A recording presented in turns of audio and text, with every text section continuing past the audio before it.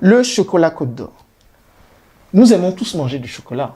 Ah ouais, non, c'est sûr. Mais après ce que tu vas me raconter, je crois que je risque Donc, de réduire. En fait, c'est simple. Le principe, il faut toujours se souvenir du principe que j'ai développé concernant le caoutchouc. Plus il va y avoir de la demande, et plus il va y avoir de la production. Et à partir du moment où il y a plus de production et plus de demande, on va utiliser beaucoup plus de moyens, dégueulasses, il faut dire le mot, pour obtenir ce qu'on veut. Donc, pourquoi Côte d'Or est liée à la colonisation? Certains ne le savent pas, mais l'ancien nom du Ghana actuel, c'était Gold Coast, la Côte de l'Or. La Côte de l'Or, ouais. Parce que tout simplement, quand je vous parlais de l'empire du Mali, l'empire du Ghana, ce sont des empires qui ont connu des moments fastes avec l'or. Et donc, ce sont des endroits où on trouve encore de l'or. Et donc, en 1883, on va avoir une firme belge qui s'appelle Alimenta, qui va commencer à utiliser des fèves de cacao pour produire du chocolat. C'est de là que va venir les premiers goûts belges du chocolat. Il existait du chocolat avant, qui venait d'Amérique du Sud, avant l'indépendance de la Belgique. Ouais. Mais là, c'est à partir de ce moment qu'on va rentrer dans une exploitation vraiment industrielle du chocolat avec le cacao. C'est déjà incroyable parce que la Belgique est réputée dans le monde par rapport à son chocolat quand Effectivement. même. Hein. Et donc, la colonisation jouait un rôle très important. Alors, le Ghana, au début, ce n'est pas cette apparence. Il y avait déjà l'éléphant, mais derrière, on avait aussi un palmier et 3 pyramides. Les pyramides renvoient à cette fascination de l'Europe pour l'Égypte antique. Et le palmier, évidemment, le palmier, je vais venir à la question du palmier à huile. Aussi, de palme, bien sûr. Ouais. L'huile de palme au Congo, qui a aussi des désastres écologiques et humains. Mais restons sur le cacao. En fait, on va avoir des gouverneurs coloniaux du Congo belge, parce qu'après, au moment de Léopold II, il ne peut pas diriger lui-même le Congo à partir de la Belgique. Donc, il envoie des gens là-bas, des soldats, pour mater les révoltes et pour tuer, par exemple. Il envoie aussi des inspecteurs, des administrateurs, mais aussi des gouverneurs. Et ces gouverneurs vont visiter parfois la Gold Coast, qui était une colonie britannique. Et là, ils vont se rendre compte parce qu'il y a une entreprise belge là-bas qui exploite les fèves de cacao, ils vont se rendre compte du potentiel financier et économique que le cacao a. Et là, ils vont ordonner l'importation des cacaoyers au Congo, en fait. Et c'est là qu'ils vont imposer la culture du cacao aux populations. Mais le cacao, c'est l'exemple type de ce qu'on appelle la monoculture intensive, qui a été imposée par les puissances coloniales. La France a imposé la monoculture intensive de l'arachide au Sénégal. Je me permets justement, regarde où tu es, c'est important, la monoculture, parce que c'est sur des nouveaux termes pour pas mal de gens. Alors bien sûr, sur Limite, on en parle effectivement. Donc il s'agit d'énormes et de gigantesques plantations à perte de vue. D'un seul produit. D'un seul produit.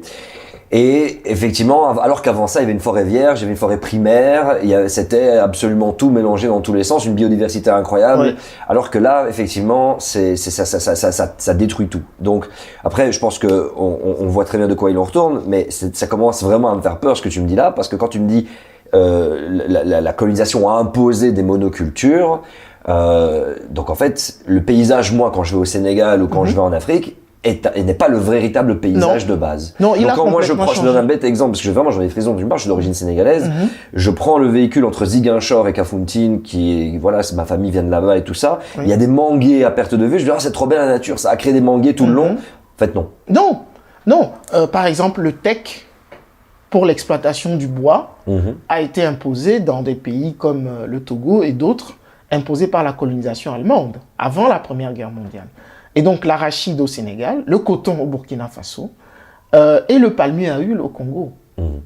Parce que quand vous prenez les cacaoyers, si vous cultivez uniquement les cacaoyers, moi quand j'étais petit, j'habitais au Togo, j'allais au champ avec mon oncle et mes cousins. Et on m'a toujours appris que pour ne pas appauvrir la terre, lorsqu'on faisait des buttes pour planter des boutures de manioc, on ne devait pas faire uniquement du manioc à perte de vue. À côté, on devait faire du haricot au milieu des buttes, pour régénérer le sol.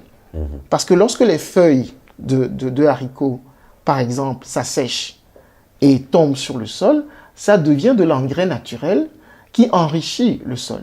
Alors que le cacaoyer a besoin de beaucoup d'eau Et donc, qu'est-ce que ça entraîne? Ça entraîne un appauvrissement des sols, ça entraîne un assèchement des nappes phréatiques. Et c'est exactement ce qui s'est passé pour le palmier à huile, parce que lorsque Léopold II allait mourir, il a été obligé de céder le Congo à l'État belge. Belge directement, oui. Donc c'est devenu le Congo belge à partir de 1900. C'est parce qu'il allait mourir ou alors il y a eu des coups de pression aussi Il y a eu des coups de pression. Ouais. C'est-à-dire que, bon, pour ne pas faire trop compliqué, à un moment donné, on tuait tellement de gens et ce qui était On parle de millions quand même, hein. Oui, bon, je n'ai pas de chiffres. Jusqu'aujourd'hui, on n'a pas de chiffres étayés, scientifiquement exacts, mais on parle éventuellement de millions de personnes qui sont mortes durant cette période-là. Et donc, disons, l'image de Léopold II, mais aussi, à l'époque, les pasteurs qui allaient sur place, les diplomates qui allaient sur place, écrivaient sur ce qui se passait. Non seulement sur les tueries, non seulement sur les massacres, mais aussi sur l'exploitation des ressources qui étaient faites et qui touchaient à la biodiversité. Et donc, qu'est-ce que l'État belge va? Il va y avoir des coups de pression politique, parce que c'est l'image de la Belgique. Non, on est entre 1900 et 1908, là. Hein. Effectivement. Donc, l'État dit indépendant du Congo, c'est entre 1800, officiellement, entre 1885 et 1908. Mais il ne faut pas oublier que Léopold II envoie déjà des émissaires dans les années 1870. Donc, il a bien préparé le terrain. Et donc, ce qui se passe, en réalité, c'est que avec les coups de pression politique, parce que quoi que l'on veuille, certains disent, oui, il ne faut pas faire de lien entre ce que Léopold II a fait et l'État belge fait. Gardons ça, on va y venir après. Ouais. Mais en fait, ce qui se passe, c'est que les politiques vont décider de mettre la pression pour que le roi puisse céder le Congo.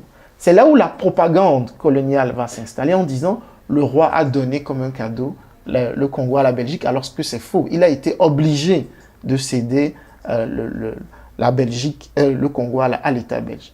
Alors, quand l'État belge va prendre la souveraineté sur le Congo, on va se dire, ces pratiques vont s'arrêter. Tout ça, cette exploitation des humains, de la nature, de l'environnement, etc., ça va s'arrêter. C'est abominable, etc. Eh bien non, ça va continuer. Et la pratique qui va continuer, un seul exemple, c'est le palmier à huile. Et là aussi, monoculture intensive. Et là, on va instaurer le travail forcé. D'abord, on va exproprier des terres aux gens. C'est pour ça que l'écologie politique est aussi porteuse de justice sociale. Donc, justice sociale dans l'État, en Belgique, on veut une écologie qui soit beaucoup plus proche des populations les plus précarisées. Qu'on trouve des solutions écologiques qui soient plus proches des populations les plus précarisées, mais aussi en termes d'inclusion dans les luttes écologiques. C'est-à-dire que lorsqu'on mène des luttes, qu'on tienne compte des populations qui descendent des colonisés, des populations qui ne sont pas uniquement d'origine occidentale, par exemple, et au niveau des pays où on exploite les ressources, il faut qu'on tienne compte aussi des conditions de vie des populations sur place, mais aussi de l'environnement dans lequel ces populations vivent, d'autant plus que ça a un impact sur la préservation de la planète. Et donc, concrètement, le palmier à huile, on va exproprier des terres en 1911, des milliers d'hectares, des gens qui vivent là, et du jour au lendemain, et ces terres leur servent à se nourrir et à préserver leur environnement. Qu'est-ce qu'on va faire? À qui? Et ça, c'est très intéressant. À qui va-t-on octroyer ces terres gratuitement? C'est à un certain Lord Lever. Ah non, okay, rien à voir. Non, la Belgique va octroyer ces terres à un certain Lord Lever parce qu'on va passer à ce que l'État belge a appelé la colonisation industrielle. C'est-à-dire qu'on va octroyer des terres à des gens qui vont faire de l'exploitation industrielle de certains produits comme le palmier à huile. Lord Lever, dont le patrimoine a donné lieu à l'entreprise Unilever, en fait. Et ce qui est le plus choquant dans cette histoire, c'est que l'exploitation donc de la monoculture va abîmer complètement la biodiversité, va abîmer l'environnement, mais ces terres n'ont jamais été restituées à leurs propriétaires. C'est parce que tu me parles de ça, et effectivement pour tout ce qui est monoculture d'huile de palme, est-ce que c'est la même chose pour les mines? Ben oui, c'est exactement la même chose. Mais pour terminer sur on va y arriver l'huile après, de palme, c'est très important parce que Depuis 1911, plus d'un siècle plus tard, les descendants des propriétaires, des vrais propriétaires de ces terres, courent toujours derrière la propriété de ces terres. Il y a, si vous allez sur le site du CNCD 111111, il y a un dossier sur le palmier à huile et l'arbitrage qui a lieu actuellement en Allemagne, parce que ces personnes ont porté plainte, parce que Unilever, en 2009, a revendu ces terres à une entreprise germano-canadienne qui s'appelle Feronia. C'est pour ça que l'affaire se traite actuellement en Allemagne. Donc, depuis 1911, malheureusement, ces familles n'ont pas retrouvé leurs terres. C'est pour ça qu'on parle aussi de justice climatique. Donc, le lien avec la colonisation a causé du tort, aussi bien au niveau de l'environnement qu'au niveau de l'exploitation des humains. Il faut que cette justice climatique inclue le retour de ces terres. Parce que ces personnes exploitaient ces terres en tenant compte de l'équilibre qu'il y a entre ce dont elles ont besoin et ce dont la nature a besoin. Et quand la colonisation est arrivée, elle a mis tout ça par terre. Pourquoi? Pour de la thune, tout simplement.